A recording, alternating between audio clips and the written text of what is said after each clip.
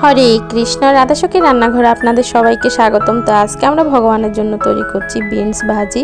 তো এখানে আমি বিনস নিয়েছি কতগুলো, আর নিয়েছি কাঁচামরিচ। তো এখন আমি এগুলোকে খুব সুন্দর করে কেটে ধুয়ে নেব।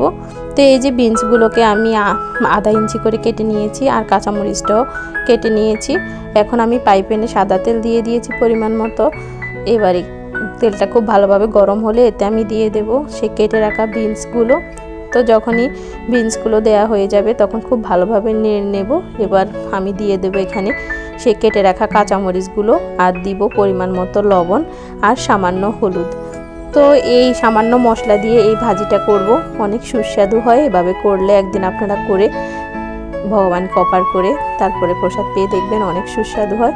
তো এই যে আমি কিন্তু মিডিয়াম আছে মানে ঢাকনা দিয়ে দিয়ে রান্না করছি। তো এই যে কিছুক্ষণ পর পর ঢাকনা উঠিয়ে নেড়ে চেড়ে দিচ্ছি, আর সিদ্ধ হওয়া